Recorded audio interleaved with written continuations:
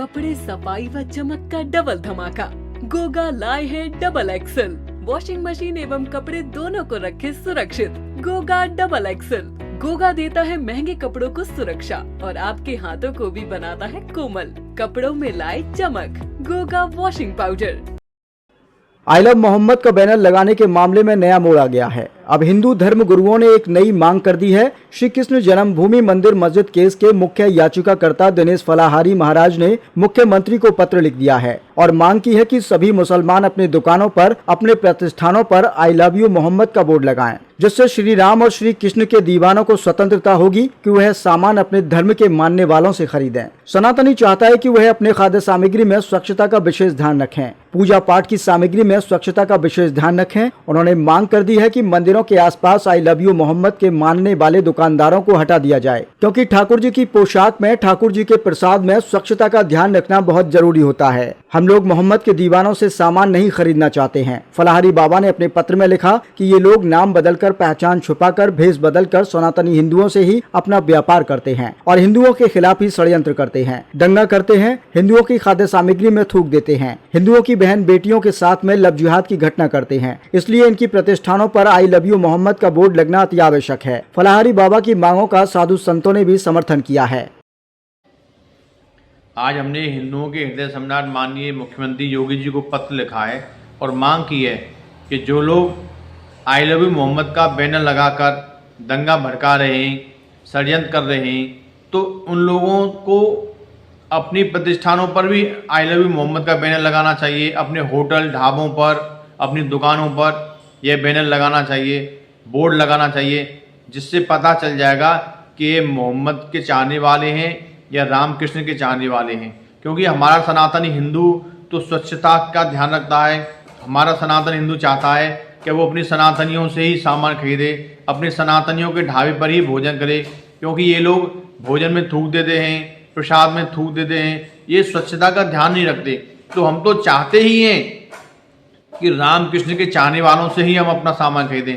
तो हमारी मुख्यमंत्री योगी जी आपसे प्रार्थना है कि सभी प्रतिष्ठानों पर उनके आई लव यू मोहम्मद के बोर्ड लगाए जाएं, जिससे हमारे सनातनी हिंदू अपने स्वच्छता का, अपने ठाकुर जी के भोग प्रसाद का, अपने सनातनी हिंदुओं का ध्यान रख सके।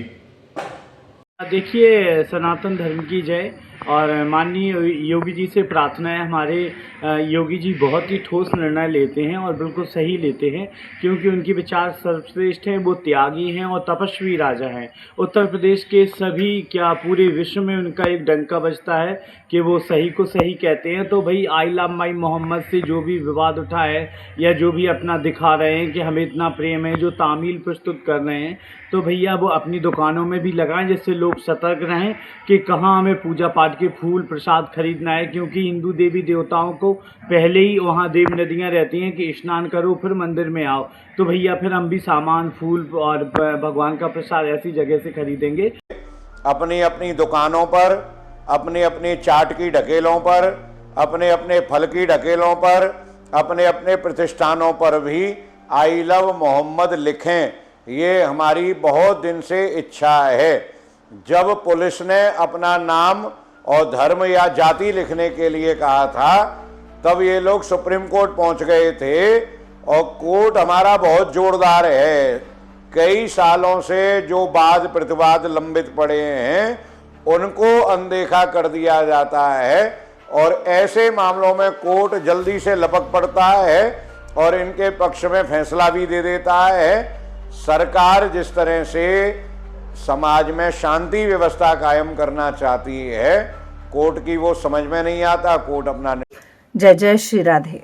मेरा योगी सरकार से निवेदन है कि सभी मुसलमानों को आदेश दिया जाए कि अपने अपने व्यवसाय के स्थानों पर बोर्ड लगाएं आई लव यू मोहम्मद का, ताकि हमें पता तो चले कि ये राम वाले हैं कि मोहम्मद वाले हैं।